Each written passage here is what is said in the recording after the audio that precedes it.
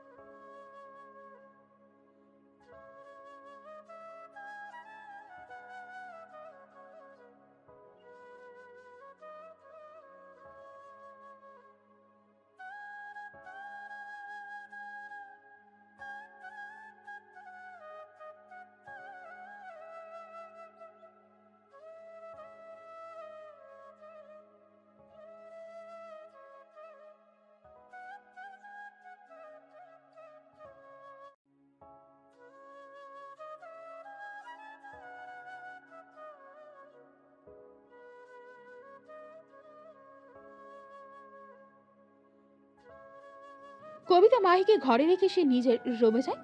মাহি কোনো দিক না তাকিয়ে চুপ করে সোফায় গিয়ে বসে। শরীর বড্ড অচল লাগছে তার।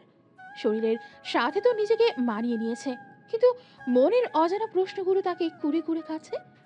সে এমন কি করেছে যার জন্য তাকে এত বড় শাস্তি পেতে হচ্ছে? কবির ভাইয়ের সাথে তো আমার সম্পর্ক তেমন চেনা জানা ছিল না, তাহলে সে কি এমন করলো যার প্রতিশোধ নিল এভাবে সে? অনেক প্রশ্ন হলেও উত্তর তার কাছে অজানা। দিনটা ছিল শুক্রবার। ছাদের এক কোণে বসে লুডো খেলায় মগ্ন ছিল মাহি আর পাশের বাসার বান্ধবী নীলা। আর ওর বান্ধবী বিকেলে বেশ সেজেগুজে ছাদের একপাশে বিভিন্ন পোজে ছবি তুলছিল। হঠাৎ কাউকে দেখে চরম অবাক হয়ে তাকায়। এই আরু, আমি যা দেখছি তুইও কি তাই দেখছিস? কি? ওইটা কবি চৌধুরী না, আমাদের ভার্সিটির ক্রাশ বয়? ও এম জি, এ তো সেই সুদর্শন সুপরিশ কবির চৌধুরী, আমার ক্রাশ। কিন্তু উনি তোদের বাসায় কি করছে রে? জানি না। হতে পারে তোকে পছন্দ, তুই তো ভার্সিটির সেরা সুন্দরী। নীলা লাজুক হাসে। গাড়িতে হেলান দিয়ে দাঁড়িয়ে ফোন দেখছে কবির। কানে লাগিয়ে বিরক্ত হয়ে ফোন কেটে দেয়। কাউকে কল করছে হয়তো।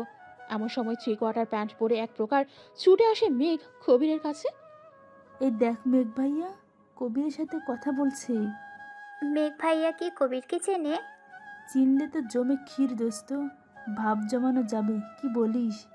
এই দেখ দেখ, মেঘ ভাইয়া কবিরকে টেনে নিয়ে আসছে তোদের বাসায়। চল নিচে গিয়ে বিষয়টা দেখি। নীলা আরু নিচে আসে। ড্রয়িং রুমের সোফায় বসে আছে কবির। নীলা আরু দূর থেকে দেখছে। এদিকে চরম বিরক্ত হয়ে বসে আছে কবির। ফুল স্পিডে ফ্যান চলছে, তবুও ঘেমে একাকার অবস্থা। এসিতে থাকা মানুষদের তা হয় আর কি। ফোন হাতে কাউকে কল করি কবির মেঘদের বাসায়। শালা, রাখ তোর মজা। গরমে আমার অবস্থা নাচে হাল। তোরা তো ভাবছিস কেন? আমি তো এই রাখছি, থাম। হঠাৎ গানের মধুর স্বরে থমকে যায় কবির। আমার একলা আকাশ থমকে গেছে রাতের স্রোতে ভেসে, শুধু তোমায় ভালোবেসে।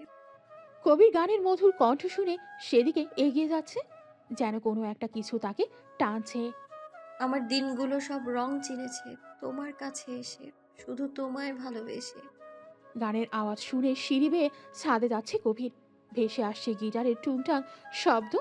কবির ছাদের দরজার কাছে আসতেই মেঘ ডাক দেয়। এখানে কি করেছিস? চল, আমি রেডি। 1 মিনিট। বলেই ছাদের দরজা খুলতেই চোখ যায় ওদের সুন্দরী এক রমণীকে।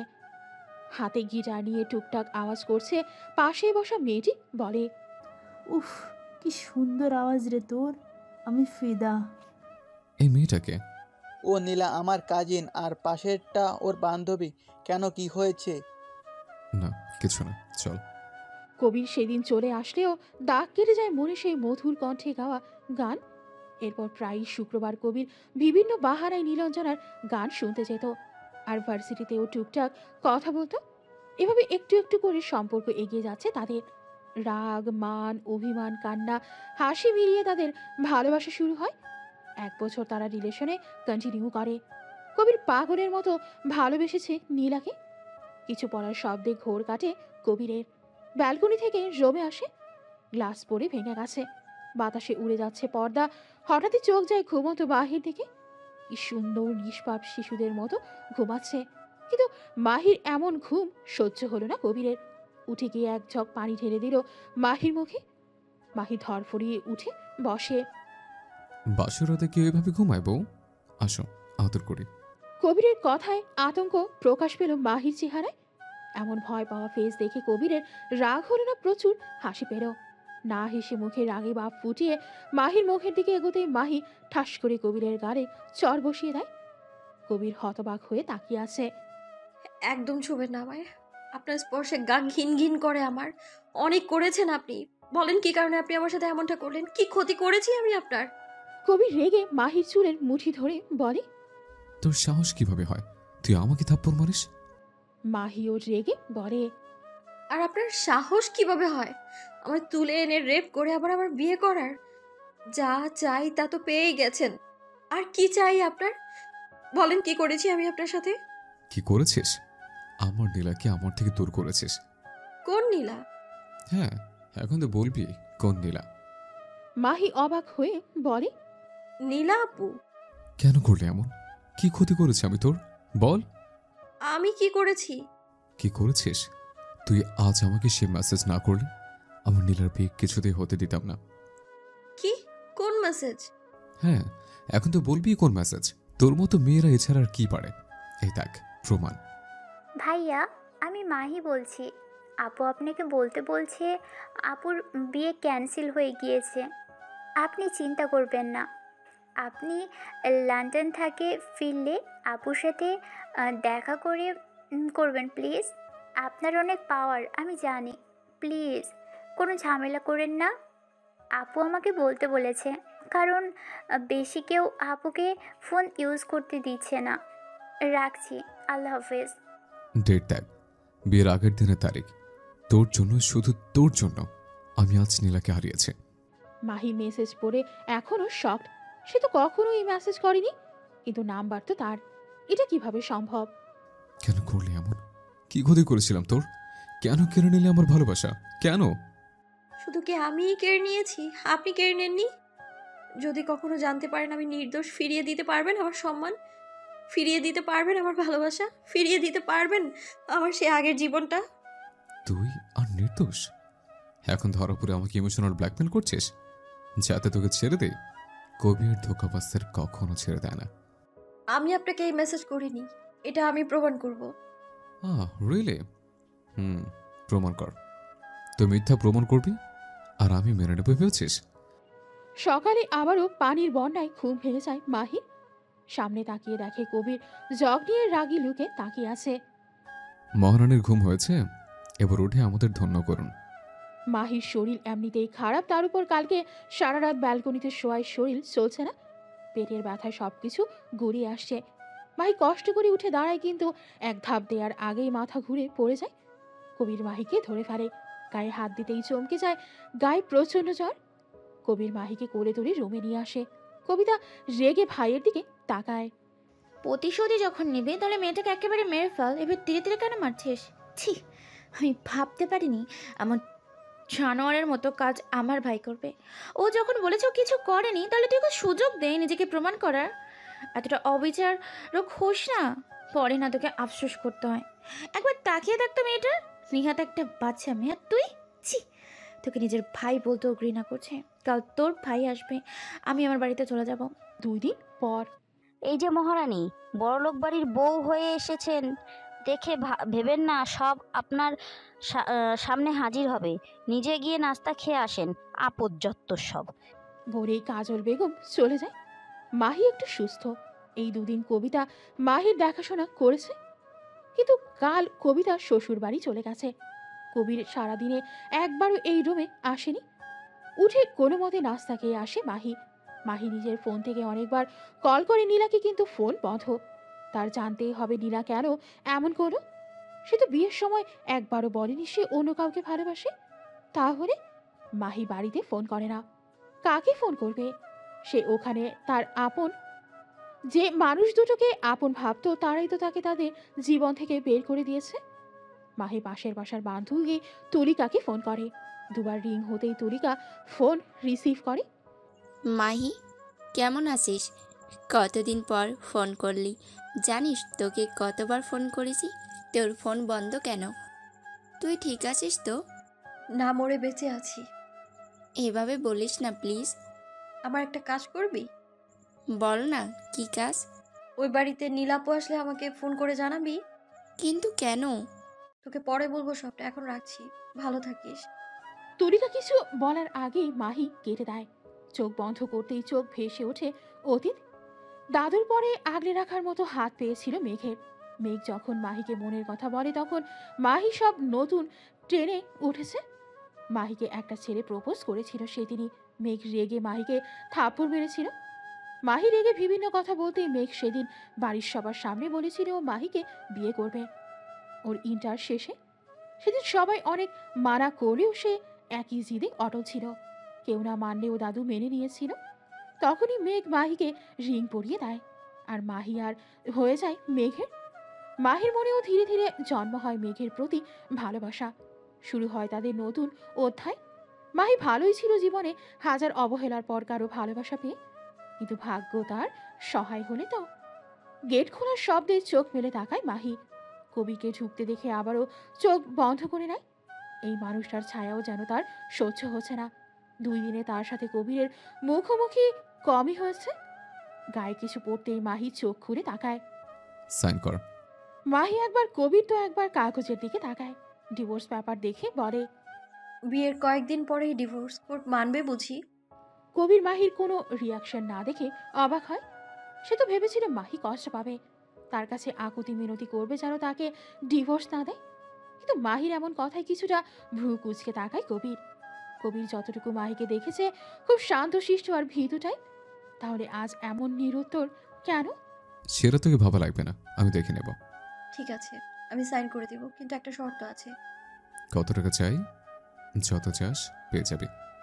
প্রথমত টাকাটা আপনার মতো জানোয়ারের জন্যই তোলা থাক, আর দ্বিতীয়ত সবার সামনে বলতে হবে আপনি আমায় তুলে রেপ করেছেন, আর কারণও বলতে হবে। পারবেন? কবির রেগে মাহির মুখ চেপে ধরে। জানোয়ার হতে তুই বাধ্য করেছিস, আর আমায় কি মনে করেছিস কবির চৌধুরী ভয় পায়? না, তোকে তেলে তেলে শেষ করতে তোর গায়ে রেপ্ট নামক কলঙ্ক লেগেছে। আর তোকে বিয়ে করেছে যেন চোখের সামনে তোকে তেলে তেলে কষ্ট পেতে দেখতে পারি। মাহির চোখ বেয়ে পানি গড়িয়ে পড়ে। কবির ওর কল্পনার চেয়েও খারাপ। নিজেকে ছাড়িয়ে বলে, আপনার মতো কাপুরুষের থেকে এর চেয়ে বেশি আর কি আশা করা যায়? আর কিচ্ছু আশা করি না আমি সাইন করে দিলাম। আমায় কিছুদিন সময় দিন, চলে যাব আমি। এবারও কিছুটা অবাক হয় কবির। এত সহজে মাহি রাজি হয়ে যাবে ভাবেনি। তুই কি প্রমাণ করবি বলছিলে? প্রমাণ করে কি করব? ফিরে আসবে কি আমার কলঙ্কহীন জীবন? তাছাড়া একদিন সত্য সামনে আসবেই। আমি থেমে থাকবো না। আল্লাহর দুনিয়ায় আমি ছোট থেকেই কষ্ট পেয়ে আছি, তাই কষ্টের ভয় নেই আমার, আর না আছে কিছু হারানোর ভয়। বলেই মাহি বের হয়ে চলে যায়। কিছুদিন পর, এই মেয়ে কোথায় যাও? জি একটু বাইরে। বাড়ির বাইরে তোমার কি কাজ? এই কলঙ্কি মুখ নিয়ে বাইরে যাও কিভাবে? যেই অন্যায়টা করেছে তার কোনো দোষ নেই, অথচ জোর করে তুলে নিয়ে গিয়ে যার সাথে অন্যায়টা হয়েছে সে দোষী। আপনি না একজন মেয়ে, মেয়ে হয়ে মেয়ের যন্ত্রণা বুঝতে পারছেন না? আপনি তো মা। আপনার মেয়ের সাথে এমনটা হলে আপনার কেমন লাগতো? এই মেয়ে, থাপ্পড় মেরে দাঁত ফেলে দেব। আমার মুখের ওপরে কথা বলো। আমি আপনার মুখের উপর বা নিচে কথা বলতে আসিনি। যাই হোক, আমি আপনার থেকে এর চেয়ে বেশি কিছু আশাও করি না। আসি। পাশাপাশি একটা রেস্টুরেন্টে বসে আছে মাহি আর তুরিকা। তুরিকা সব শুনে অবাক। ইয়া আল্লাহ, মানুষ এতটা নিকৃষ্ট হতে পারে? নীলাপু, যদি ভালোই বাসবে তাহলে বিয়ে করলো কেন? প্রশ্ন অনেক, কিন্তু উত্তর জানা নেই। আমি আর ওখানে থাকতে পারছি না। আমাকে ওই নরক থেকে বের হতে হবে। কোনো কাজের খোঁজ করতে হবে আমায়, তারপর একটা বাসা ভাড়া করতে হবে। তুই আমার বাসায় আয়, আমার বাসায় তোর কোনো সমস্যা হবে না। না রে, কষ্ট পেতে পেতে আর ভালো লাগছে না। ছোট থেকে সবটা মেনে এসেছি, আমি মেনে নিয়েছি, মানিয়ে নিয়েছি, কিন্তু আর কত? আমার একটা ছোটখাটো চাকরি খুঁজতে সাহায্য করবি প্লিজ? অবশ্যই করব। কিছু খেয়েছিস? হ্যাঁ চল। কিন্তু চল প্লিজ। অনেক তো খুঁজলাম, কিন্তু তেমন কোনো চাকরি তো পেলাম না। অনেক দেরি হয়ে গেছে, তুই বাসায় যা। তুই? ফিরে যাবো ওই নরকে। তুই যা, আমি যেতে পারবো। আন্টি বাসায় একা, তুই যা। তুলি চলে যেতেই মাহি হাঁটতে থাকে। চারিদিকে সন্ধ্যা হয়ে এসেছে, শরীর যেন তার চলছে না। নামাজের জন্য মানুষের ভিড় কম, কেমন শুনশান পরিবেশ। আগে হলে মাহি ভয়ে এক কদমও ফেলতো না, আর এখন এই অন্ধকার রাস্তার যেন তার সঙ্গী। হঠাৎ কারো চিৎকারে মাহি আশেপাশে তাকায়। চোর চোর! মাহি সামনে একটা লোককে আসতে দেখে পাশে থাকা ইট তুলে ছুঁড়ে মারে। লোকটার পায়ে লাগতেই লোকটা নিচে বসে পড়ে, আর পিছু করতে থাকা 2টা লোক তাকে ধরে ফেলে। তারা মাহিকে ধন্যবাদ দেয়। মাহি আবারও নিজের পথে হাঁটতে থাকে। এখনো সে সময় হলো? কোথায় ছিলে? তার উত্তর আপনাকে দিতে বাধ্য নই আমি। কি বললি? খুব সাহস বেড়েছে, তাই না? আপনি আর এখন আমার স্বামী নন, তাই আমি কোথায় গিয়েছি সেটা আপনাকে বাধ্য নই আমি। তুই রাত ভরে ফষ্টি নষ্টি করবি আর আমাকে বলতে বাধ্য নয়? ভাষা ঠিক করুন। আর আমি যাই করি তাতেই আপনার সমস্যা কেন? আমি খারাপ কাজ করলেও আপনার কি তাতে? নাকি শারীরিক চাহিদা মেটে? মাহি ছিটকে পরে খাটের কোণায় মাথা কিছুটা ছিলে যায়। কবির রাগে টকবক করে বের হয়ে যায়। মাহি চুপচাপ বসে থাকে। এত ব্যথা সহ্য করে এই ব্যথা তার কাছে তুচ্ছ। রাত প্রায় 2:30। কবির রুমে এসে দেখে মাহি আগের মতো সেখানেই বসে গুটিসুটি মেরে ঘুমাচ্ছে। কপালের ক্ষত এখনো শুকায়নি, রক্ত জমাট বেঁধে আছে। কবির বক্স তুলে ঔষধ বের করে কাটা জায়গায় লাগিয়ে দেয়। ব্যথায় ঘুমের মাঝেও কেঁপে ওঠে। কবির সেখানেই বসে পড়ে। মাহি গরম কিছুর সন্ধানে কবিরকে জড়িয়ে ধরে। কবির মাহির দিকে তাকিয়ে আর নিজেকে ছাড়িয়ে নেয় না। কেন জানি শান্তি লাগছে। আজানের শব্দে ঘুম ভেঙে যায় মাহির। কবিরকে নিজের এত কাছে দেখে ছিটকে সরে আসে মাহি। মাহি সরে আসতেই কবির পড়ে যেতে লাগলে জড়িয়ে ধরে মাহি। কবিরের গা বেশ গরম হয়ে আছে। মাহি কপালে হাত রেখে বুঝতে পারে কবিরের জ্বর এসেছে। মাহি কোনো মতে তুলে বিছানায় শুইয়ে দেয়। কাঁথা টেনে ফ্রেশ হয়ে নামাজ পড়ে নেয়।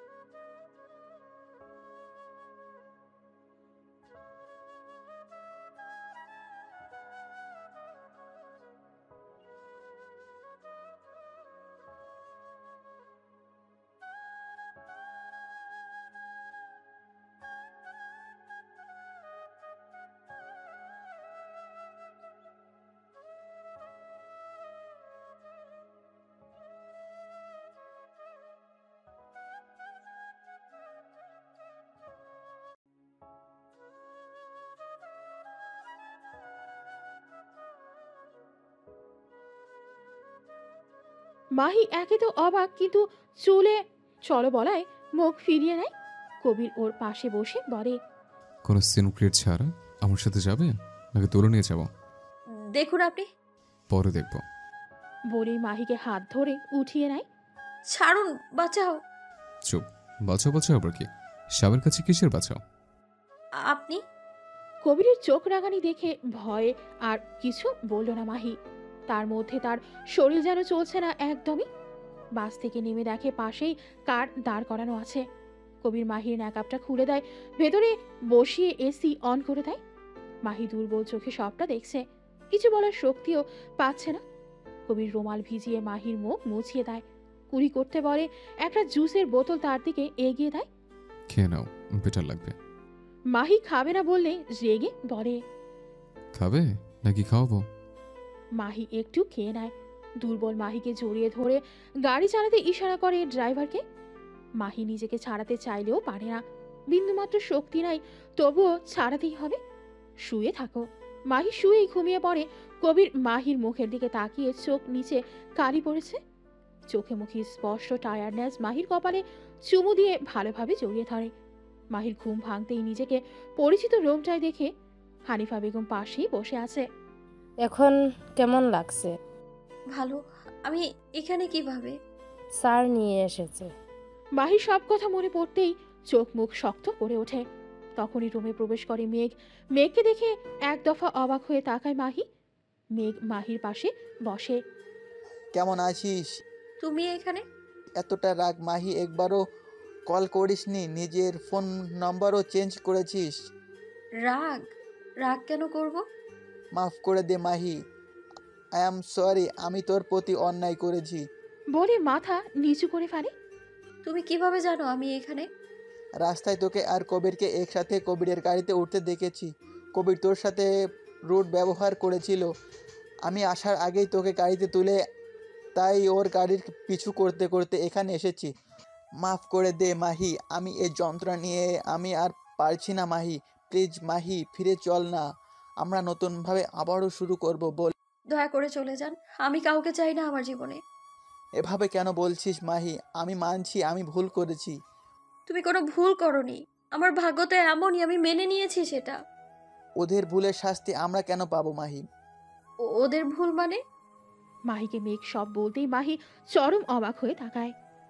নীলাপু কিভাবে এমনটা করতে পারে? ওর করা অন্যায়ের শাস্তি আমি কেন পেলাম? বলেই ঢুকরে কেঁদে ওঠে মাহি। মাহিকে আগলে নেয় মেঘ। হানিফা সব শুনে সেও স্তব্ধ। এটুকু একটা মেয়ের জীবনে কত কিছুই না হয়ে গেল। হানিফার রাগ হলো প্রচুর নীলার ওপর। এভাবে কাঁদিস না মাহি, তোর বাচ্চাটার। বাচ্চা? মেঘ অবাক হয়ে বলে, বাচ্চা? মাহি নিজের পেটে হাত রাখে, আবারও ঢুকরে কেঁদে ওঠে। তুই প্রেগনেন্ট? হ্যাঁ, মাহি প্রেগনেন্ট। পিছে তাকিয়ে কবিরকে দেখে অবাক হয় মাহি মেঘ। মেঘ মাহির হাত ধরতেই কবির এক ঝটকায় ওর হাত সরিয়ে নিয়ে বলে, দূরে থাক মেঘ আমার বউ বাচ্চা থেকে। মেঘ হেসে ওঠে। ডিভোর্স দিয়ে বউ বলছিস কোন মুখে? কি বলেছে আমি ডিভোর্স দিয়েছি? শুধু সাইন করেছে ওকে ভয় দেখানোর জন্য, কষ্ট দেওয়ার জন্য। তাছাড়া দুইবার বিয়ে করে বউকে ডিভোর্স তো দুইবারই দেওয়া উচিত। দুবার মানে? মানে মাহি ওয়াজন্ট রাইপড এটা বলবো না, তবে ওকে তুলে নিয়ে গিয়ে এটা কাগজে সাইন করেছিলাম, সেটা রেজিস্ট্রি পেপার ছিল। মাহির মনে পড়তেই সে চমকে তাকায়। মনের কোণে কি যেন হালকা হয়ে যায়, হয়তো সন্তান অবৈধ না এটা ভেবে। তুই যা করেছিস তার জন্য আমি তোকে ছাড়বো না। ছাড়বে কিনা সেটা তোর ব্যাপার, আমার বউ আর সন্তান থেকে দূরে থাকবে, সেটা না হলে আমি তোকে ছাড়বো না। ধমকাচ্ছিস? সেটাই মনে কর। আমি অনেক খুশি জানিস, আমার সন্তানের পৃথিবীতে আসবে। কোন সন্তান? মাহির কথায় অবাক হয়ে তাকায় মেঘ, কিন্তু কবির অবাক হয় না। একদম নিজের সন্তান বলে দাবি করবেন না। কি গ্যারান্টি এটা আপনার সন্তান? এই সন্তান আমার কাছে একটা রেপিস্টের সন্তান, আর আমি তো ফষ্টি নষ্টি করে বেড়াই, হতে পারে। কিছু বলার আগেই কবির ভয়ানক কাণ্ড করে বসে। সবার সামনে মাহির মুখ আটকে দেয়। হানিফা বেগম মাথা নিচু করে বেরিয়ে যায়। মেঘ রেগে বেরিয়ে যায়। মাইকে ছেড়ে ওর মুখের দিকে তাকায় কবির। মেয়েটা শক্ট হয়ে আছে। হেসে ওর কপালে ঠোঁট ছোঁয়ায়। চোখ দিয়ে গড়িয়ে পড়ে পানি। মাহি অবাক হয়, কাঁদছে কবির। কবির মাহির মুখটা সামনে এনে বলে, আমি মানছি আমি যা করেছি তা ঠিক করিনি, কিন্তু বিশ্বাস কর, তাতে আমার বিন্দু মাত্র আফসোস নেই। আমার করা অন্যায়ের শাস্তি আমার সন্তানকে দিও না। তোমার যে শাস্তি দেওয়ার আমাকে দাও। আমি টু শব্দও করবো না, তুমি যা বলবে তাই করব। যা বলবো করবেন? বলে দেখ। আমায় ডিভোর্স দিয়ে দিন। আমি পারবো না আপনার সাথে থাকতে। আমি জানি আপনি আমায় জোর করে আপনার সাথে থাকতে বাধ্য করবেন, কিন্তু আমি পারবো না থাকতে। কবির বিচলিত হয় না, খুব শান্তভাবে বলে। দিব। অবাক হয়ে তাকায় মাহি। কবির যে মেনে যাবে ভাবতেই পারিনি। তবে একটা শর্ত আছে। শর্ত? আমি জানি তুমি আমাকে ভালোবাসো না, ভালোবাসতে পারবেও না, এতে তোমার দোষ নেই। তবে শর্ত এটা যে আমার সন্তান এই পৃথিবীতে আসার পর তুমি আমাকে দিয়ে দেবে। মা হিসেবে কোনো অধিকার দেখাতে পারবে না। এরপর তুমি তোমার জীবন মেয়েকের সাথে শুরু করতে পারো। ও আমারও সন্তান। হ্যাঁ, আমি অস্বীকার করছি না। আমার বেঁচে থাকার জন্য আমার সন্তান আমার চাই। আমি চাই না আমার সন্তান তোমাকে ঘৃণা করুক। তাছাড়া তোমাদেরও তো ভবিষ্যতে। আর কিছু বলতে পারলো না কবির। গলা ধরে আসছে তার। উঠে বাইরে যেতেই নজরে পড়ে মেঘকে। এক পলক তার দিকে তাকিয়ে চলে যায়।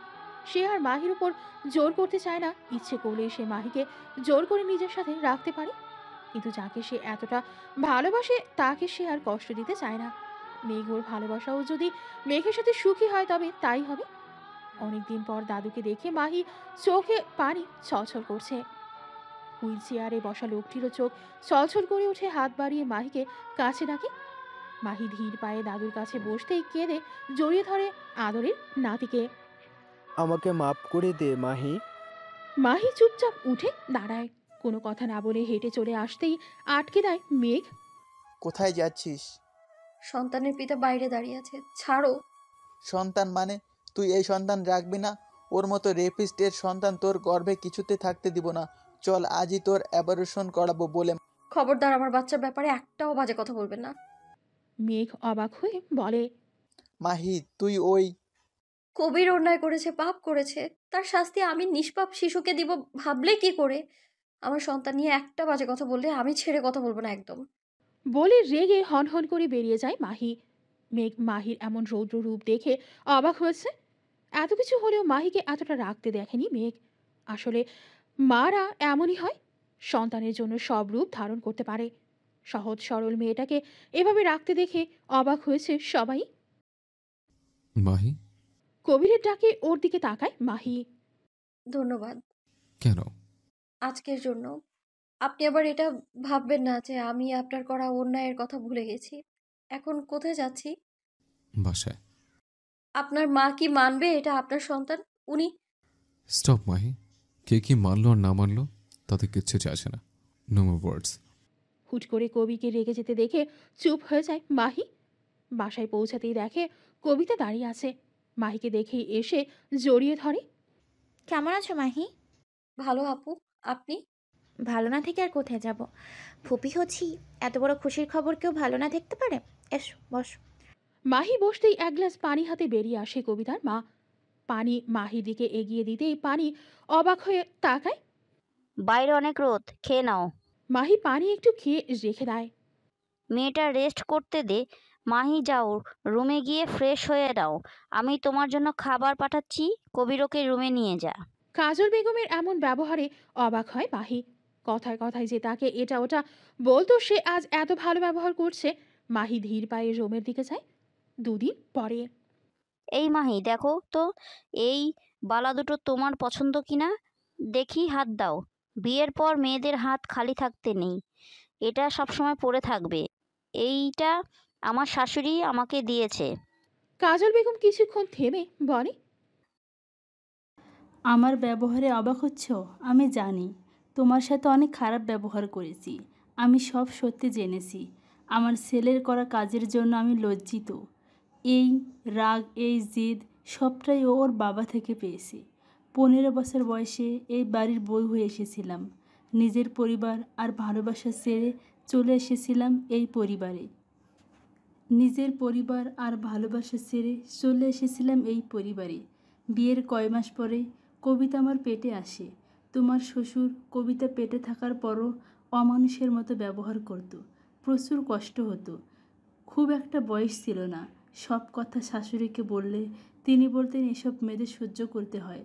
সেভাবেই চলতে থাকে সময়। কবিতার যখন 4 বছর, তখন কবিরের কেবল 2 মাস। কবির হওয়ার পর আমি প্রায় অসুস্থ হয়ে পড়তাম। কিশোরী মনে একটু ভালোবাসা চাইতাম, কিন্তু পেতাম শুধু অবহেলা। আমার যখন 2 সন্তান, তখন আমার বয়স 20 বছর। তোমার শ্বশুরের কোনো মেয়ের সাথে নাকি সম্পর্ক ছিল। এই নিয়ে একদিন আমার সাথে খুব ঝগড়া হয়। কোনো মেয়ে তার স্বামীকে অন্য কোনো সাথে সহ্য করবে? তাই রাগ করে 2 সন্তান নিয়ে বাবার বাসায় আসি।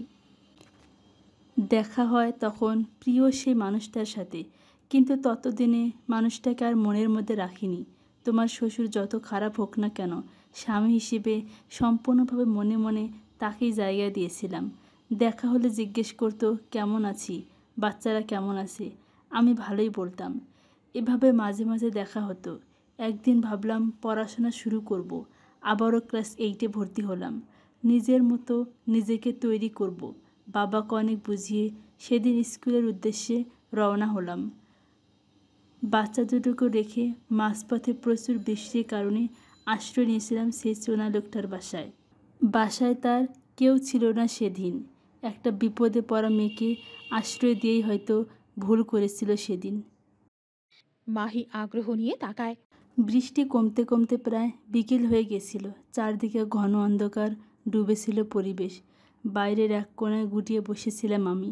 তার দেওয়া একটা পোশাক গায়ে দিয়ে ওনার মায়ের একটা শাড়ি ছিল। বাচ্চাদের জন্য চিন্তা হচ্ছিল। কবিতা একটু বড় হলেও কবির বেশ ছোট ছিল। আমাকে চিন্তা করতে দেখে উনি আমাকে বাড়ি পর্যন্ত এগিয়ে দিয়ে আসে, সেই ওই বাদলের দিনে। আর সে ঝড়ের মধ্যে তখন ভিজতে ভিজতে আসছিল তোর শ্বশুর। আমাদের একসাথে দেখে উনি কোনো কিছু না জেনেই তা ভেবে বসে থাকে। তোমার শ্বশুর আমাকে বাড়িতে তুলবে না কিছুতেই। বাচ্চাদের নিয়ে উনি ফিরে আসে। এরপর কেটে যায় 5 বছর। ছেলে মেয়েদের মুখ পর্যন্ত আমাকে দেখতে দেওয়া হয়নি এই 5 বছরে। ছেলেটা বড় হয়েছিল, মেয়েটাও বড় হয়েছিল। একদিন আমার শ্বশুর আসে আমাদের বাড়িতে। উনি আমাকে আবার এই সংসারে ফিরিয়ে আনে। শুরু হয় আবারও সেই সংসার। এই সংসারে আমি সব পেলেও আমার ছেলেকে পাইনি। ও কখনো আমার কাছে আসতো না। ধীরে ধীরে বড় হতে থাকে আর আমার থেকে দূরত্ব বজায় রাখে। তারপর থেকে এভাবেই চলছে। আমি থেকেও ওর জীবনে কোথাও নেই। এরপর ওর বাবা মারা যাবার পর আমাকে বলে আমি নাকি কারোর সাথে পালিয়ে গেছিলাম, আমি খারাপ। তারপর থেকে এভাবেই চলছে। আমার ছেলে তোমার সাথে যে অন্যায় করেছে তা ক্ষমার অযোগ্য, কিন্তু ওর সাথেও যে ধোঁকা হয়েছে। ভালো তো তোমাকে বাঁচত, শুধু চিনতে পারেনি। আমি তোমাকে এসব বলে ছেলের সাফাই গাইছি না। তোমার জীবনে তুমি যেই সিদ্ধান্ত নাও, আমি সবসময় তোমার সাথে আছি। আর তোমার সাথে করা খারাপ ব্যবহারের জন্য আমাকে ক্ষমা করে দিও। আজ থেকে তুমি আমাকে মা বলে ডাকবে। যতদিন তুমি থাকবে আমাকে মা বলেই ডাকবে, কেমন? দেখছো কত কথা বলছি। আমি তোমার জন্য খাবার নিয়ে আসি। এই সময় একটু বেশি বেশি করে খেতে হয়। মাহি কাজল বেগমের যাওয়ার দিকে তাকিয়ে একটা দীর্ঘশ্বাস ফেলে। জীবন কোথায় থেকে কোথায় মোড় নিচ্ছে নিজেই যেন বুঝে উঠতে পারছে না। রাতে বেশ দেরি করে বাসায় ফেরে কবির। রুমে এসে মাহিকে বসে থাকতে দেখে অবাক হয় কবির। কি হয়েছে, ঘুমাওনি? শরীর খারাপ? ডক্টর ডাকবো? না। তাহলে তুমি জেগে আছো কেন? কি ফুচকা, তাও এত রাতে? হুম। কাল খেও, এখন ঘুমাও। ঠিক আছে। বলে খাটে শুয়ে পড়ে। কিছুক্ষণ পর প্লেটে ফুচকা নিয়ে এসে মাহিকে ডাক দেয়। মাহি, হুম। নাও খাও। মাহি ফুচকা দেখে অবাক হয়ে বলে, আপনি ফুচকা পেলেন কোথায়, তাও এত রাতে? ফুচকা নিয়ে এসেছিলাম তোমার জন্য। ভাবলাম এতবার বমির পর একটু চটপটে খাবার যদি তোমার ভালো লাগে। তখন দিলেন না কেন? তুমি জোর করলে না কেন? শুনেছি মেয়েরা নাকি ফুচকা খাওয়ার জন্য জোরদার আবদার করে। আমিও করি। দাদুর সাথে বাইরে গেলে ফুচকা খেতামই। দাদু খেতে দিতে চাইতো না, তবু জোর করে খেতাম। মেঘ ভাইয়ার কাছেও জোর। আর কিছু বলল না মাহি। কবিরের রাগ হলো মেঘের নাম শুনে নিজেকে শান্ত করে বলে, আমার বাচ্চা না হওয়া পর্যন্ত তোমার যা আবদার সব করবে আমার কাছে। পরে তুমি যার কাছে ইচ্ছে তার কাছেই করো। বলে বাইরে চলে যায়। মাহি হতভম্ব হয়ে আছে। হুট করে রেগে গেল কেন? এভাবে 1 মাস কেটে যায়। মাহির পেটটা একটু উঁচু হয়েছে, মাহি সেটাই দেখছে। কবির রুমে ঢুকে দেখে মাহি পেট দেখছে। কবির মাহির কাছে এসে বলে, চলো, দেরি হয়ে যাবে। তোমার চেক আপ করে আমি অফিস যাব। হুম। মাহি আর কবির বসে আছে গাড়িতে, কেউ কোনো কথা বলছে না। মাহি 1 মাস আগে খেয়াল করেছে কবির ছোট ছোট জিনিসের খেয়াল রাখলেও ওর সাথে তেমন একটা কথা বলে না। শুনুন। কি হয়েছে? শরীর খারাপ করছে? না, তাহলে আমি আইসক্রিম খাবো। কবির বাড়তি কোনো কথা না বলে মাহিকে আইসক্রিম কিনে দেয়। মাহি আইসক্রিম বাচ্চাদের মতো করে খাচ্ছে, ঠোঁটের আশেপাশে লেগে আছে। হসপিটাল পৌঁছাতে পৌঁছাতেই মাহি দুটো আইসক্রিম শেষ করে ফেলে। আরও দুটো আছে রেখে দিলে গলে যাবে, তাই বাকি দুটো পথ শিশুকে দিয়ে দিল। কবির এগিয়ে এসে মাহির মুখ মুছিয়ে দেয়। মাহিকে ধরে সিঁড়ি বেয়ে ওপরে ওঠে। লিফটে বুকে মাহিকে কবিরকে জড়িয়ে ধরে। লিফটে মাহির ভয় করে। কবির ছোট একটা দীর্ঘশ্বাস ফেলে আগলে রাখে মাহিকে। জি। কবির মাহিকে নিয়ে বেরিয়ে আসে। লিফটের বুকে মাহিকে আগলে ধরে কবির নিজে থেকে। এতে মাহি কিছুটা অবাক হয়। লিফটের নিচ থেকে জড়িয়ে ধরে না কবির। মাহি মুখটা তুলে কবিরকে দেখে আবারও মাথা নিচু করে নেয়। লিফটের দরজা খুলে ঢুকে মেঘ। মেঘ জানে মাহি লিফটে উঠতে ভয় পায়, তবে মাহিকে কবিরের কাছে দেখে রাগ হয় তার। কেমন আছেন শালাবাবু? মেঘ বিরক্ত হয়ে বলে, ডোন্ট মি দ্যাট। শালাকে শালা ডাকবো না তো কি ডাকবো? মেঘ কবিরের দিকে পাত্তা না দিয়ে মাহির দিকে তাকায়। শুকিয়ে গেছিস। কেমন আছো? চলছে, বাড়িতে আয়, দাদু তোর কথা বলে। সময় হলে যাব। সময় হলে যাব শুনেই কবিরের বুকে ছ্যাত করে ওঠে। হাত একটু আলগা করতেই মাহি শক্ত করে ধরে। হঠাৎই লিফট বন্ধ হয়ে যায়। কি হলো? মনে হচ্ছে লিফট আটকে গেছে। শিট। কবির কাউকে ফোন করে কিন্তু নেটওয়ার্কের সমস্যা করছে। লাইটও নিভে যায়। মাহি প্যানিক করতে থাকে। মেঘ দরজা ফিরিয়ে যাচ্ছে। মাহি তুই ঠিক আছিস? কিছু হবে না, আমি আছি তো। বলে মাহির হাত ধরে। কবির কি করবে ভেবে পাচ্ছে না। মাহি প্যানিক করছে, তাই আপাতত ওকে সামলাতে হবে। মেঘ, তুই ওকে দেখ, আমি দরজা খোলার চেষ্টা করছি। কবির মাহির হাত মেঘের হাতে দেয়। দরজা খোলার চেষ্টা করেও ব্যর্থ হয়ে যায়। মাহির দিকে তাকিয়ে দেখে মাহির শ্বাস নিতে কষ্ট হচ্ছে। কবির মাহির দিকে এগিয়ে হাত ধরতেই মাহি কবিরকে জড়িয়ে ধরে। কবির মাহির হাতটা ছাড়িয়ে বলে, 1 মিনিট মেঘের কাছে থাকো, আমি দরজা খোলার চেষ্টা করি। মাহি আরো শক্ত করে জড়িয়ে ফুপিয়ে ওঠে। কবির মাহির দুগালে হাত রেখে মুখটা উঁচু করে। আমার বাচ্চা বলেই ফুফিয়ে ওঠে। কিচ্ছু হবে না আমাদের বেবের, আমি আছি তো, জোরে শ্বাস নাও, কিচ্ছু হবে না। মাহি একটু শান্ত হলে কবির ওর মাথা বুকে চেপে ধরে বলে, শোনো। ধূপ ধূপ শব্দ মাহির কান পৌঁছাতেই মাহি চুপ হয়ে যায়। কবির মাথায় বার কয়েক চুমু দিয়ে চোখ বন্ধ করে নেয়। মেঘ নিঃশব্দে সবটা দেখছে। একটু পরেই লিফটের দরজা খুলে যায়। কবির মাহিকে নিয়ে বের হয়। ডক্টর সামনেই ছিল, তিনি দ্রুত মাহিকে চেক আপ করে। ঠিক আছে, ভয় পেয়েছে শুধু। কবির স্বস্তির নিঃশ্বাস ফেলে বলে, মাহি দেখ, সব ঠিক আছে। ওনাকে বাসায় নিয়ে যান, এমনিতেই বাচ্চা মেয়ে, তাই হয়তো ভয় পেয়েছে। কবির এভাবেই করে করে মাহিকে গাড়িতে বসিয়ে দেয়। কবির নিজের সিটে বসে দেখে মাহি কাঁপছে। মাহিকে আবারও বুকে জড়িয়ে গাড়ি চালায় কবির। দূর থেকে ওদের যাওয়া দেখে দীর্ঘশ্বাস ফেলে মেঘ। কাজল বেগম মাহিকে অচেতন দেখে ভরকে যায়। মাহি ঘুমিয়ে আছে। কথাটা বলেই নিজের রুমে নিয়ে যায় কবির। শুইয়ে মাথায় চুমু দিয়ে উঠতে গিয়েও পারল না।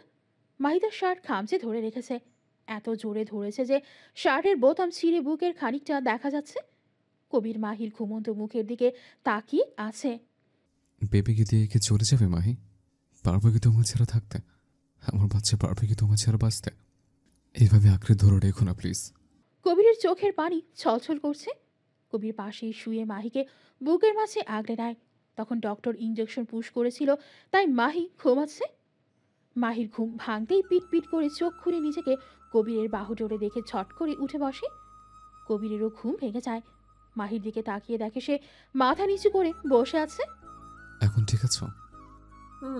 আপনার বুকের কাছে রক্ত কেন? বিড়াল খামচে দিয়েছে। ম্যাম, আপনি যে আমাকে সেই লিফট থেকে জড়িয়ে ধরেছিলেন, এটা তার প্রমাণ। সরি। সরির কিছু নেই, আমার বাচ্চার জন্য আমি সব করতে পারি। এটা তো সামান্য ব্যাপার। মাহি মন খারাপ করে বিড়বিড় করে বলে, শুধু বেবির জন্য করছে মাহি। নিজেকে এতটাও ভাগ্যবতী মনে করিস না। বেবি হলেই তোর প্রয়োজন শেষ। প্রয়োজন কখনো প্রিয়জন হয়ে ওঠে না। মাহিকে বিড়বিড় করতে দেখে কবির বলে, কি বিড়বিড় করছো? মাহির হঠাৎই রাগ হয়, রেগে বলে, তাতে আপনার কি?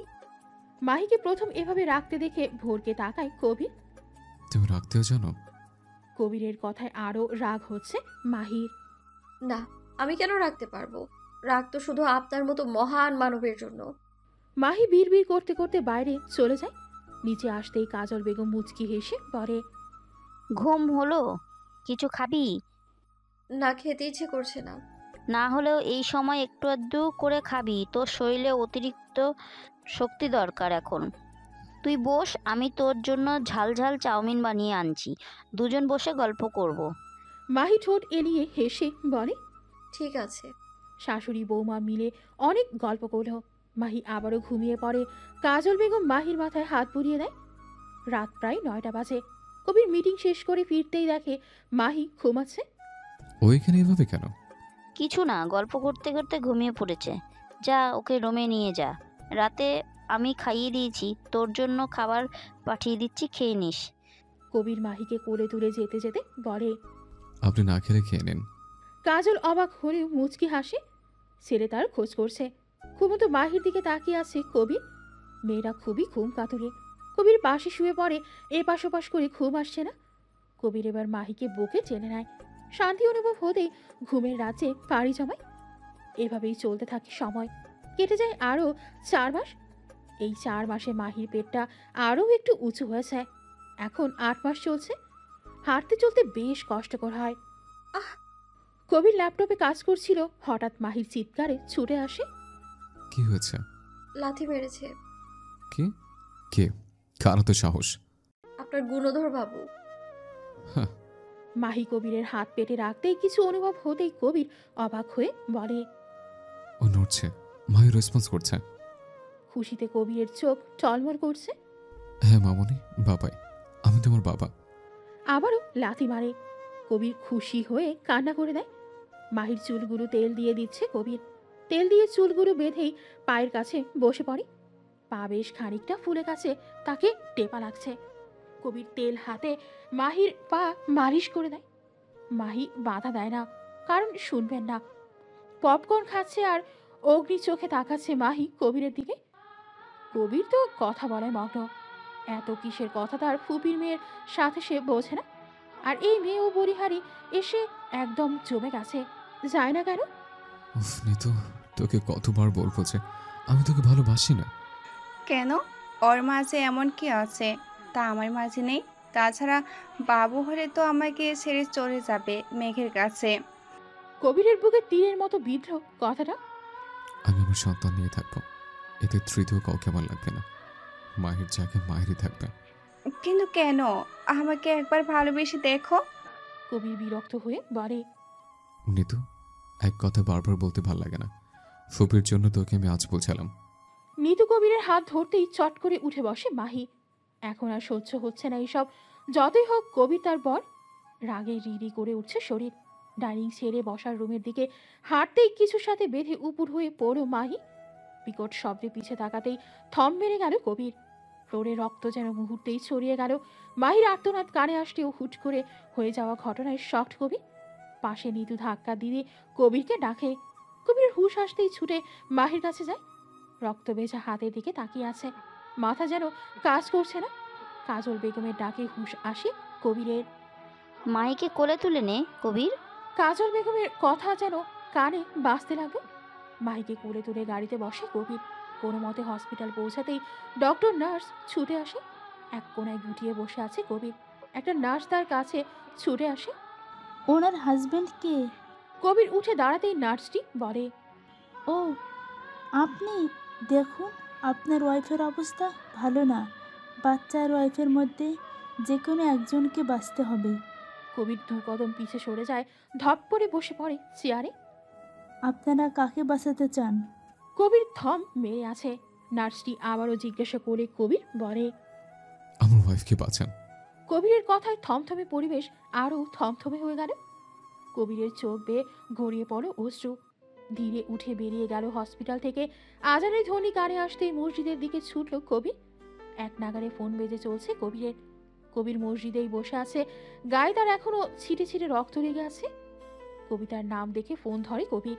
কানে ফোন ধরতেই ভেসে আসে সদ্য জন্মানো কোনো বাচ্চার আওয়াজ। ওপাশ থেকে কবিতা বলে, শুনতে পাচ্ছিস কবির? তোর বাচ্চার শব্দ।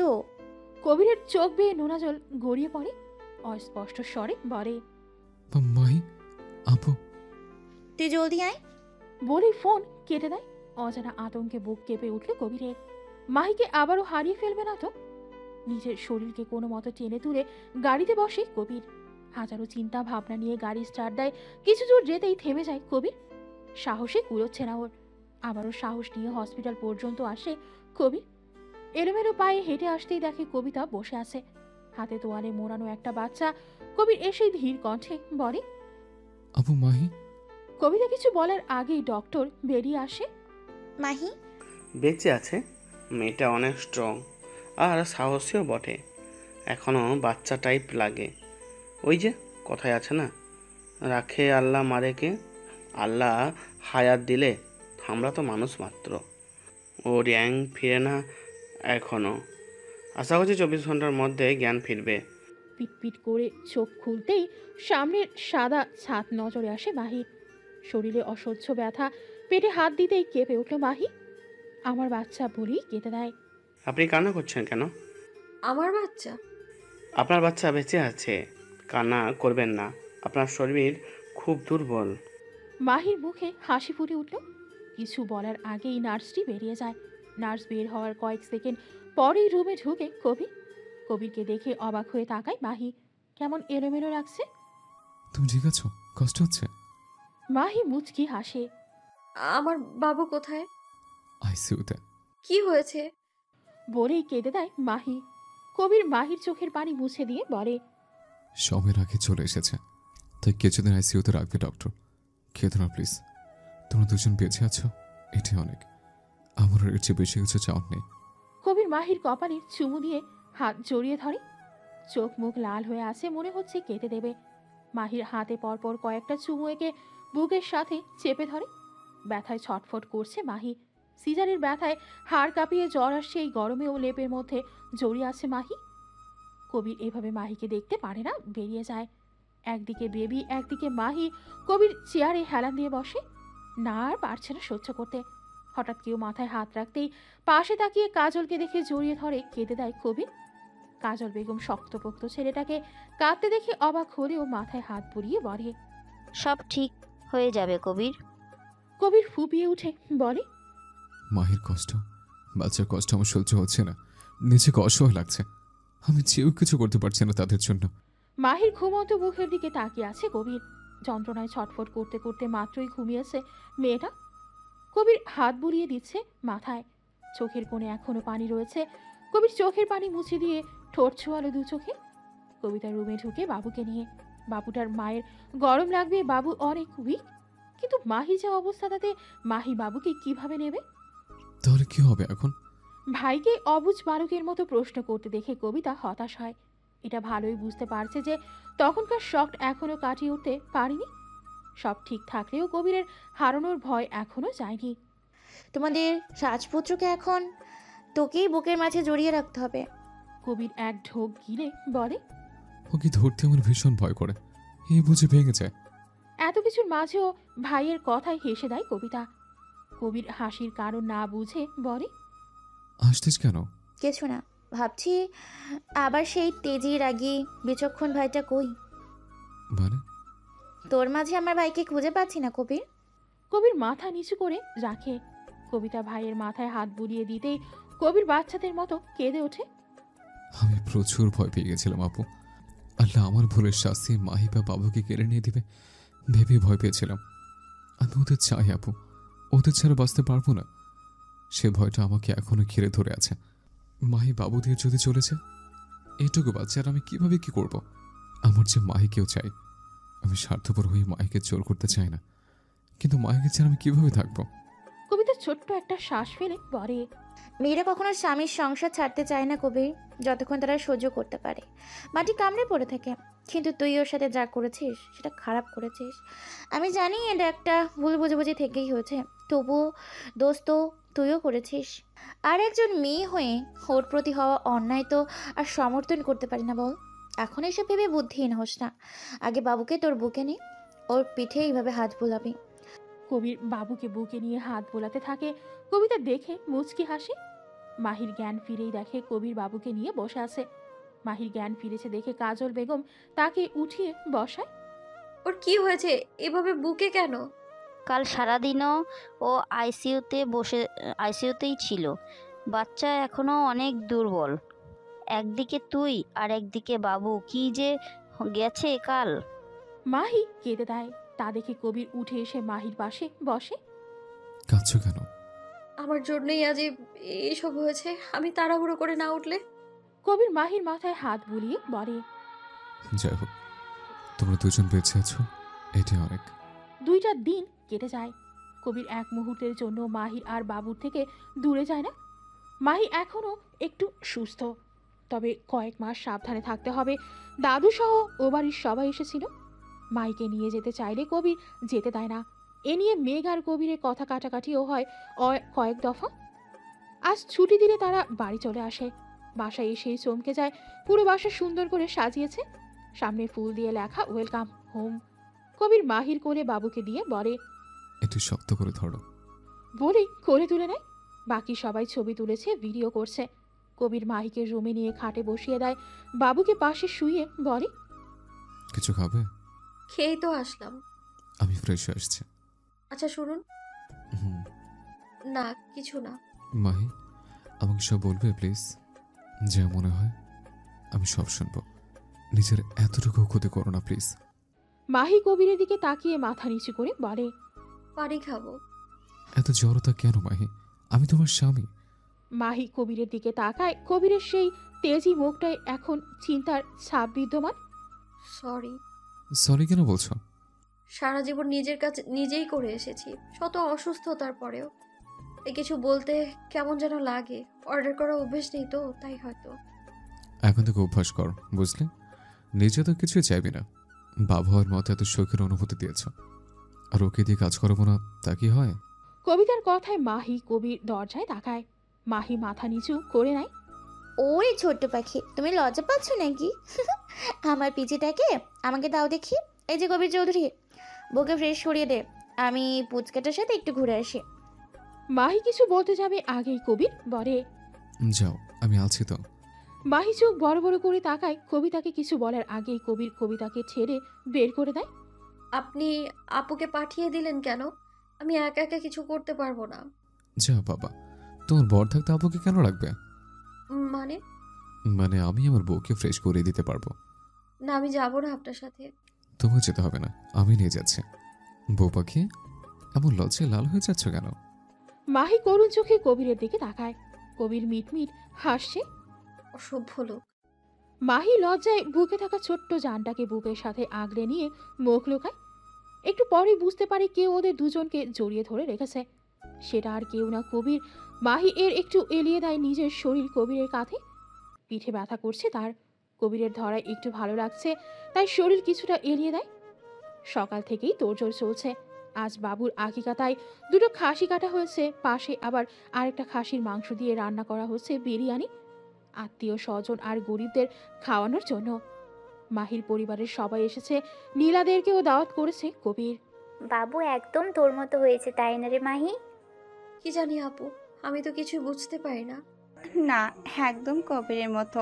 মায়ের কিছু পায়নি, তাছাড়া মায়ের কাছে থাকবেই বা কতদিন যে কিছু পাবে। ছেলে শুধু তোমার ভাইয়ের না মিতু, আমার বোনেরও। একদম আমার ভাই বলবে না। তোমার ভাই নাকি? ফুপির মেয়ে তো বোনই হয়। বোন না, বোনের চেয়ে বেশি কিছু। এই দাও তো বাবুকে, তাছাড়া তোমার অভ্যাস করার দরকার নেই, 2 দিন পর চলে যাবে। মাহি অবাক হয়ে তাকায়। চলে যাব মানে? তার মানে কি কবির এবার নিতুকে বিয়ে করবে? বাচ্চা তার কাছ থেকে কেড়ে নেবে? ভাবতেই ছেলেকে নিজের সাথে চেপে ধরে। কি হলো, দাও। কবির বলেছে বাবুকে আমার কাছে রাখতে, যেন তোমার অভ্যাস না লাগে। দাও। দেখছো না বাবু ঘুমোচ্ছে মায়ের কোলে। দুদিন পর যার কাছে থাকতে হবে তার কোলে তো ঘুমাবে। দাও। এদিকে মাহির চোখে টলমল করছে পানিতে। নীলা মাহিকে দেখে সেও বেরিয়ে যায়। সবাই ঘিরে রেখেছে মাহিকে। অনেক আত্মীয় এসেছে, তাদের সাথে পরিচয় করিয়ে দিচ্ছে কবিতা আর কাজল বেগম। মাহি সবার সাথে কথা বললেও ওর মন পড়ে আছে বাবুর কাছে। 10 মিনিট হয়েছে নিতু বাবুকে নিয়ে গেছে। এমনিতেই প্রি ম্যাচিওর বেবি, তার উপর দুর্বল কয়েকদিনের বাচ্চা। মাহি এখন ভীষণ কান্না পাচ্ছে। মাহি, মাহি। মাহি চমকে ওঠে। কবিরের আওয়াজের সাথে ভেসে আসছে বাবুর কান্নার আওয়াজ। মাহি তড়িঘড়ি করে উঠতেই কাটা জায়গায় ব্যথায় আবার বসে যায়। কবির সবার দিকে একবার চোখ বুলিয়ে রেগে বলে, সমস্যা কি তোমার? যার তার কাছে কাব্যকে দিয়েছো কেন? সে কখন থেকে কেঁদে যাচ্ছে বাচ্চাটা আমার। মাহি কবিরের রেগে যাওয়া দেখে কিছুটা ঘাবড়ে যায়। তার উপর কাব্যর কান্না। ছেলেটা এত কাঁদছে কেন? মাহি কবিরের থেকে বাবুকে নিতে গেলে কবির রেগে বলে, থাক, তোমাকে কিচ্ছু করা লাগবে না, আমি আমার ছেলেকে সামলে নেব। যাও, তুমি গল্প করো। বলে কাব্যকে বুকের মাঝে নিতেই চুপ হয়ে যায়। নিতু কাঁচুমাচু করে বলে, আমিও তো বুকে নিয়েছিলাম, তখন তো কেঁদেছিল। কবির কড়া দৃষ্টিতে চেয়ে আবারও মাহির দিকে তাকায়। আমার কি দোষ? নিতু আপুই তো নিয়ে গেল। নিতু ফিতু যাই হোক, তুমি দিবে কেন? ডক্টর কি বলেছে মনে নেই? বাচ্চাকে এক মাস সাবধানে রাখতে। আর যদি বাইরের কারো কাছে দিয়েছো তো পরে বকে দিয়েন, আমার কোলে দিন। আগে বলো, আর বাইরের কাউকে দিবা? কি বলছেন? সবাই কি মনে করবে? সবার কিছু মনে করবে না, কারণ তারা জানে বেবি এখনো মায়ের পেটে থাকার কথা। কিন্তু সে অনেক আগেই বাইরে চলে এসছে, তাই ওর এক্সট্রা খেয়াল রাখতে হবে। ঠিক আছে, আর কারো কাছে দিব না। ওর খেতে পেয়েছে, চলো রুমে। বলে বাবুকে মাহির কোলে দিয়ে বাবু সহ মাইকে কোলে তুলে নেয়। মাহি লজ্জা পেয়ে যায়, কারো দিকে তাকানোর সাহস করে না। সবার ফিসফিসানি কানে আসে শুধু। কাজল বেগম মুচকি হেসে সবার সাথে কথা বলতে শুরু করে। তা ভাবি, ছেলে তো দেখছি বউ পাগল। পরে আবার মাকেই দেখবে না দেখছি। এখনকার ছেলেরা বউ পেলে সব ভুলে যায়। আমি চাই আমার ছেলের বউ পাগল হোক, মা পাগল ছেলে আমার চাই না। কি যে বলেন ভাবি। সত্যি বলতে আমি আমার ছেলের বউ নিয়েই খুশি। শান্ত শিষ্ট, একদম আমার বদমেজাজি ছেলের জন্য পারফেক্ট। মাহি ছেলেকে নিজের বুকে চেপে ধরে আছে, মনে হচ্ছে কেউ নিয়ে চলে যাবে। একদম ছোট্ট একটা জান। কবির মাহির দিকে একবার তাকিয়ে বলে, হয়েছে ওর খাওয়া, দাও এবার আমার কাছে, ওকে দিয়ে আসে। মাহি চমকে উঠে বলে, দিয়ে আসি মানে কি? আপনি না বললেন কারো কাছে না দিতে? কারো কাছে না দিলে কি চলবে? তুমি তো চলে। কিসের চলে যাব? আমি কোথায় চলে যাব? শুনেন, আপনি একটা কেন 10টা বিয়ে করেন, কিন্তু আমার বাচ্চা আমি কাউকে দেব না। রেগে বলে, আমার বাচ্চা আমি কাউকে দেব না। সেখানে তুমি মেয়েকে বিয়ে করো বা কাউকে করো। আমি কেন মেঘ ভাইয়াকে বিয়ে করতে যাব? আমার সংসার ছেড়ে কেন যাব? দরকার পড়লে আপনি চলে যান। আজও আমি কেন যাব? এটা আমার বাড়ি। এটা আমারও বাড়ি। তুমি তো আমাকে স্বামী মনেই করো না। তাছাড়া শত অনুসারে তুমি তো চলে যাবা। আমি চলে গেলেও আমি আমার ছেলেকে নিয়ে যাব। এই তোরা কি শুরু করলি বলতো? আর তোরা এসব কি বলছিস? আমার ছেলে আমার ছেলে। ছেলে কোথায়? একার হয় না, হ্যাঁ, দুজনেরই ছেলে। তোরা যদি বাড়াবাড়ি করিস তো কাব্যকে আমি নিয়ে চলে যাব, আর তোরা যাকে ইচ্ছে তাকে বিয়ে করবে। তাছাড়া মাহি না হয় ছোট, কিন্তু তুই তো আর ছোট না যে এভাবে ঝগড়া করিস। কবির আর কিছু না বলে বেরিয়ে যায়। কবিতা মাহির পাশে বসে বলে, আমি জানি আমার ভাই অন্যায় করেছে, কিন্তু কবির তোমাকে ভালোবাসে মাহি। বাসে না আপু, তাই তো নিতু আপুকে বিয়ে করবে বলেছে। তোর বাগলি, নিতুকে কেন বিয়ে করবে? নিতু ছোট থেকেই কবিরকে পছন্দ করে, কিন্তু কবির তো তোমাতেই আসক্ত। আমার পাগল ভাইটাকে ছেড়ে যেও না মাহি, তুমি হিনা শেষ হয়ে যাবে। ওর ভুল শুধরানোর একটা সুযোগ দিও। আমি জোর করছি না, যদি তোমার মনে হয় তবেই দিও। কবিতা উঠে চলে যেতেও আবারও বলে, এতদিনে কি আর আমার ভাইটাকে ভালোবাসতে পারোনি মাহি? মাহি অসহায় চোখে তাকায় কবিতার দিকে, চোখে পানি স্পষ্ট। কবিতা আর কিছু না বলে চলে যায়। মাহি বাবুকে বুকে নিয়ে কান্না করে দেয়। সব কাজ শেষ করে রুমের দিকে আসে কবির। বাকি কাজের স্টাফরা করবে। এখন ঘড়িতে বাজে 4:35। সারাদিনে সব কিছু সামনে প্রচুর টায়ার্ড লাগছে। এখন মাহি আর কাব্যকে দেখলে একটু শান্তি পাওয়া যাবে। রুমে এসে কাউকে না দেখে ভ্রু কুচকায় কবির। কোথায় গেল? হয়তো সবার সাথে আছে ভেবে ফ্রেশ হয়ে আসে। মাহি আর কাব্য কোথায়? কেন, ও তো তোমাদের সাথে ছিল। না তো, মাহি তো নেই। নেই মানে কোথায় গেল? আজ হয়তো আমি দেখছি বলেই কবিতা চলে যায়। পুরো বাড়ি হন্ডে হয়ে খুঁজছে কবির, কোথাও নেই মাহি। কবিরের ভয় হতে শুরু করে, সত্যিই চলে গেল কি? কবির ধপ করে বাগানে বসে পড়ে। হঠাৎ করেই মধুর কণ্ঠে গান শুনে আশেপাশে তাকায় কবির। ছাদ থেকে আসছে আওয়াজ। কবির দ্রুত পায়ে ছাদে এসে দেখে মাহি কাব্যকে গান শোনাচ্ছে আর ঘুম পাড়াচ্ছে। কবির ছুটে মাহিকে জড়িয়ে ধরে। হঠাৎ এমন হওয়ায় মাহি ভয়ে চেঁচিয়ে ওঠে, সাথে সাথে কান্না করে দেয় কাব্য। মাহি হতভম্ব হয়ে আছে। কবির কান্না করছে আর কাব্য। কান্না করছেন কেন, কি হয়েছে? ছাড়ুন, কাব্য কাঁদছে। কবির কিছু না বলে কাব্যকে কোলে নেয়। কিছু না বলে ছাদ থেকে নেমে যায়। মাহি কিছু না বুঝে ধীরে ধীরে নেমে আসে। কবিতা সহ বলতেই মাহি জোরে শ্বাস ফেলে। আপু, আপনার মনে হয় আমি এই অবস্থায় পালাতে পারবো?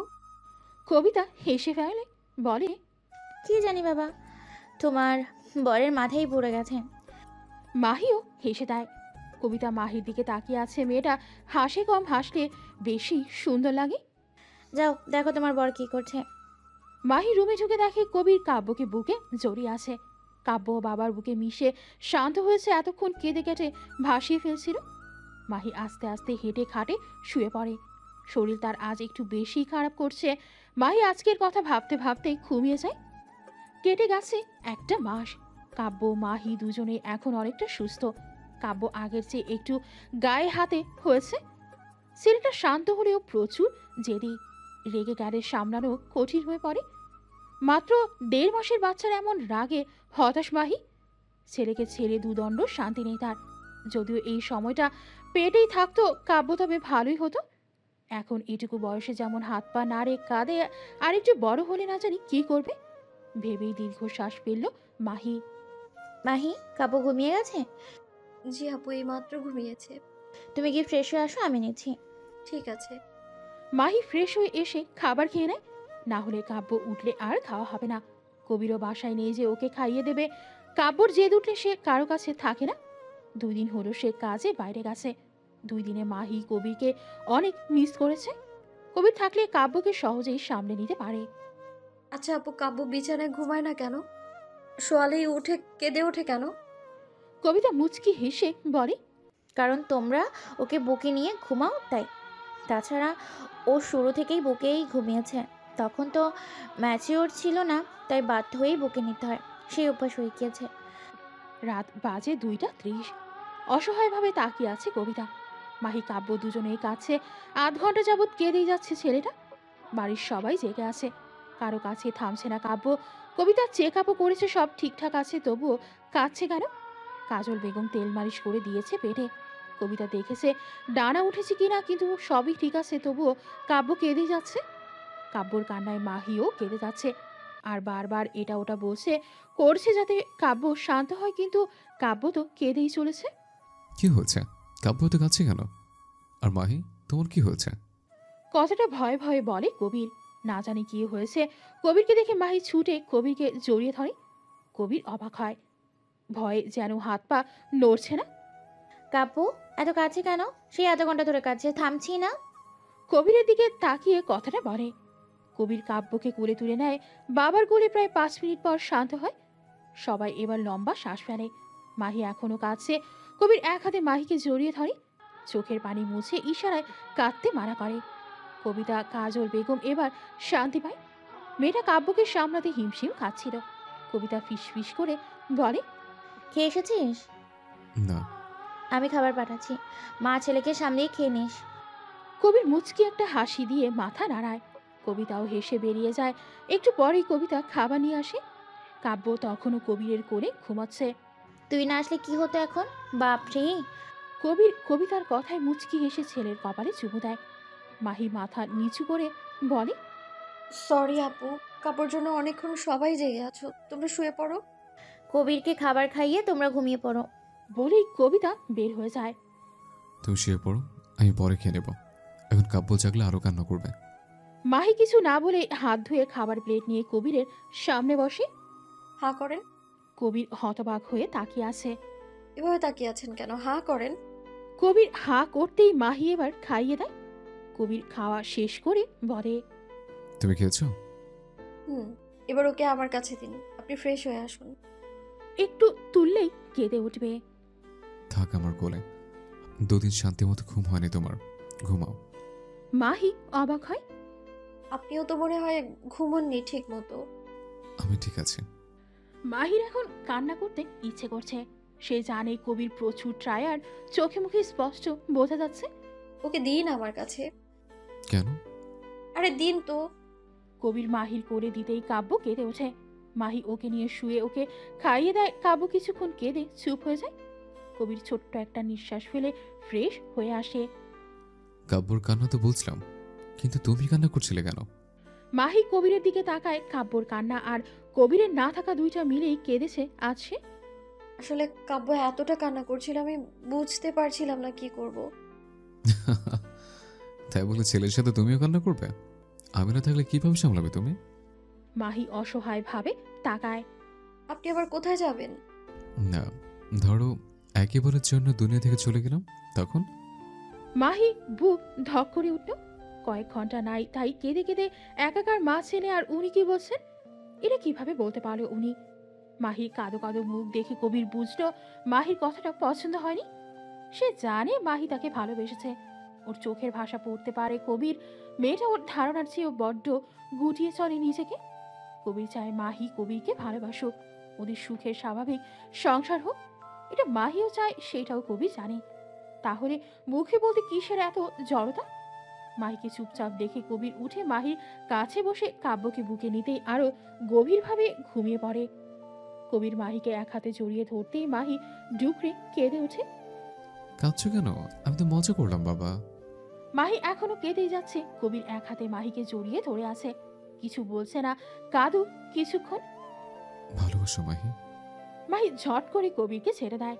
একটু চেঁচিয়ে বলে, কি ভালোবাসি ভালোবাসি করছেন? আমি কেন মেঘ ভাইয়াকে ভালোবাসতে যাব? আমার ছেলে সংসার ছেড়ে কেন আমি মেঘ ভাইয়াকে ভালোবাসবো? আমি যদি ভালোবাসি তাহলে সেটা আপনাকে ভালোবাসবো। আমি আমার স্বামীকে ভালোবাসি, আমি অন্য কাউকে না। খবরদার আর মেঘ ভাইয়াকে আমাদের মাঝে আনবেন তো আমি চলে যাব যেখানে খুশি।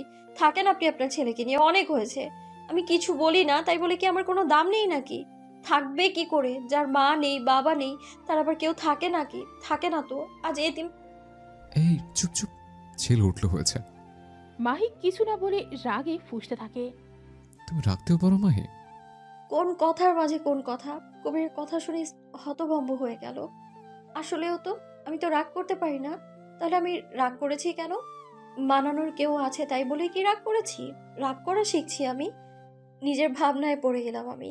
আচ্ছা, তখন উনি বললেন ওনার থাকবেন না, আমার এত কষ্ট হয়েছে কেন? আমি কিন্তু নিজের কথা বলেছি, তোমার ভাইয়ের কথা না। তাছাড়া আমি তোমাকে যেতে দেব না, দরকার পড়লে বেঁধে রাখবো। যত খারাপ হতে হয় হব, আমি তোমাকে আমার এই বিষাক্ত ভালোবেসে বেঁধে রাখবো, বুঝলে? তাছাড়া এখন আমি একা না, আমার ছেলেও আছে, আমার কলেজে। এই এদিকে আসো। মাহি ভ্রু কুঁচকে তাকিয়ে আছে। কবির হেসে এক হাতে বুকে টেনে নিল। মাহি, মাহি, তোমাদের ছাড়া আমার আর কিচ্ছু চাই না। এইভাবেই পাশে থাকো, ভালোবাসে বউ পাখি। মাহি চুপচাপ শুয়ে রইল কবিরের বুকে। শান্তির জায়গা আরো একটু চেপে গেল কবিরের দিকে। আহা কি শান্তি! কবির মুচকি হাসল। মা ছেলেকে দেখে দুইজনেই কপালে চুমু দিয়ে নিজেও চোখ বন্ধ করল। দুটো দিন তারও ঘুম হয়নি। সময় প্রবাহমান, সে তার নিজ গতিতে চলতে থাকে। কবির মাহির জীবনেও চলছে আপন গতিতে।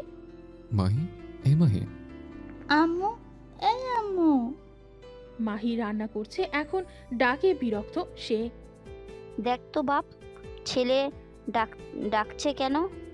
জি আম্মু। মাহি চুলার আঁচ কমিয়ে রুমের দিকে যায়।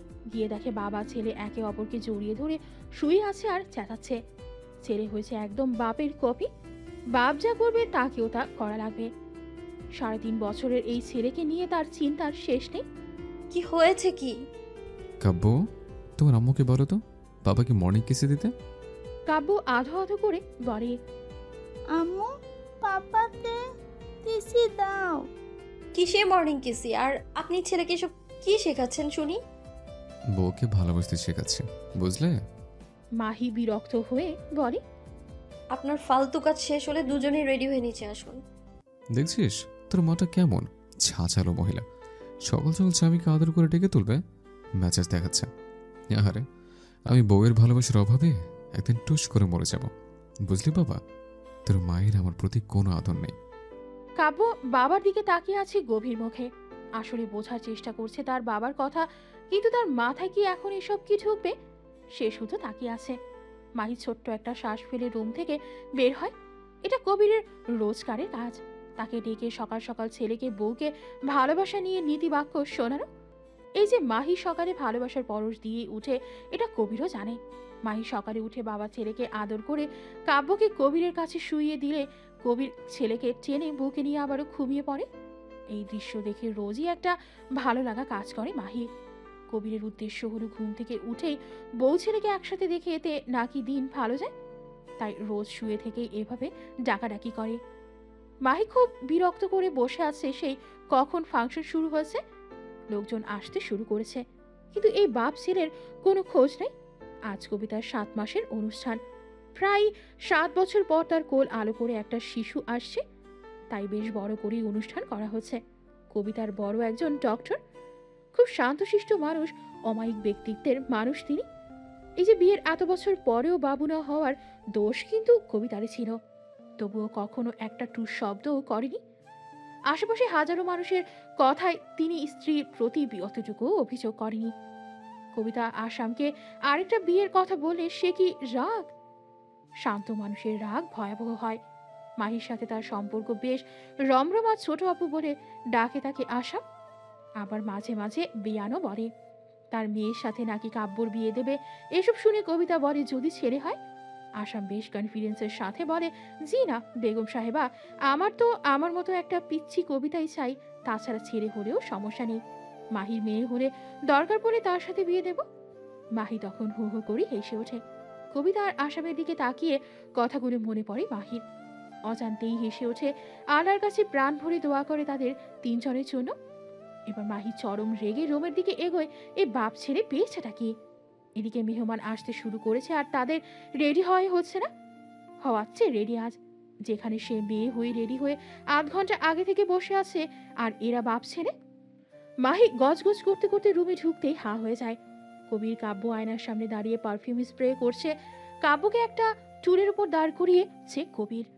বাপ ছেড়ে সেম পাঞ্জাবি পরেছে, সেম ভাবে চুল সেট করেছে, হাতের ঘড়িটাও সেম, শুধু ছোট বড় এই আর কি। জুতোটাও সেম। মাহিকে দেখে কবির এক হাতে বুকে নিয়ে একটু হেলে বলে, এত সুন্দর লাগছে। ছেলেও বাবাকে কপি করে বলে, এত সুন্দর লাগতে।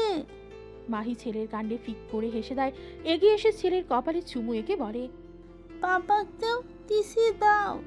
কাব্যর কথায় মাহি অবাক হয় না, এটা নতুন কিছু না।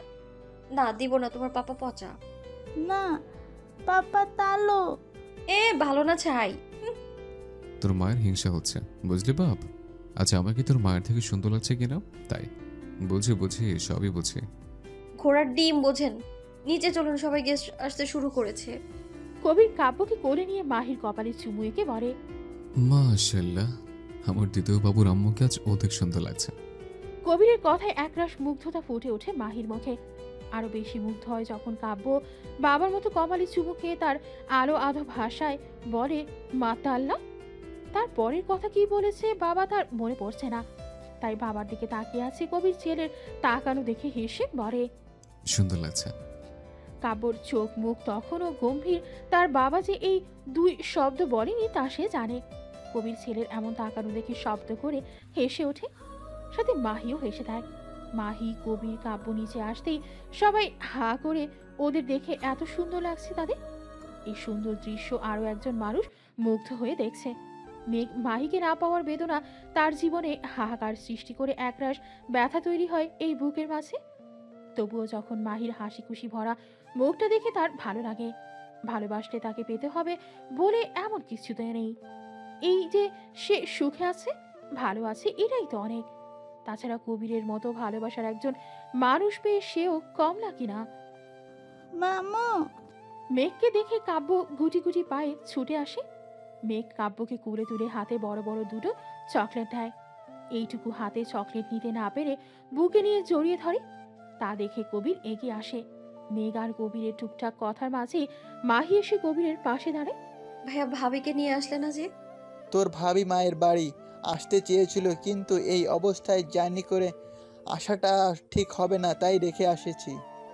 মেঘ ১.৫ বছর হয়েছে বিয়ে করেছে, পরিবারের জোড়াজুড়ি আর মাহির কথায়।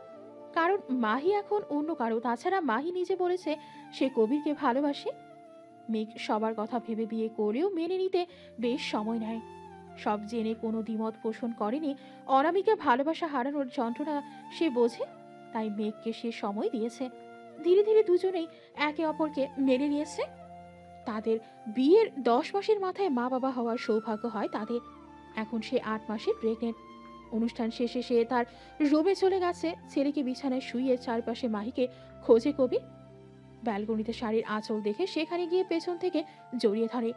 মাহি বিচলিত হয় না। মাহি জানে কে, তাই ক্লান্ত শরীরটা এড়িয়ে দেয়। কবির ২ হাতে জড়িয়ে নেয়। কি ভাবছো এখানে দাঁড়িয়ে? ভাবছি আপনার বিষাক্ত ভালোবাসায় কিভাবে যে এতটা আসক্ত হয়ে গেলাম। এখন এই বিষাক্ত মানুষটা ছাড়া বড্ড অচল আমি। আপনাকে ছাড়া আমার এক মুহূর্তও চলবে না কবির, এক মুহূর্তও না। ভালোবাসি আমার ২ বাবুর আপুকে, খুব ভালোবাসি। কবির স্তব্ধ হয়ে যায়। এত বছরে আজ প্রথম মাহি নিজে থেকে এত আবেগ মিশিয়ে ভালোবাসি বলেছে। এর আগে একবার রেগে বলেছিল যেদিন কবির দ্বিতীয় দিন পর ফিরেছিল, আর সেদিন কবির বলেছিল ভালোবাসো মাহি। সেদিন অন্যভাবেই তবে স্বীকার করেছিল সে কবিরকে ভালোবাসতে শুরু করেছে। কবির কিছু বলছে না দেখে পিছু ফিরে কবিরের উজ্জ্বল মুখটা দেখে মুগ্ধ হয় মাহি। দেখেই বোঝা যাচ্ছে সামান্য একটু কথায় কতই না খুশি লোকটা। খুশিতে কিছু বলতে পারছে না। মাহি কবিরকে আরো অবাক করে দিয়ে সারা মুখে ভালোবাসা লেপ্টে দেয়। ভালোবাসি বর্মশাই। কিছু ভালোবাসা বিষাক্ত হয়ে শুরু হলেও সেই ভালোবাসায় আসক্তি খুব সুন্দর হয়।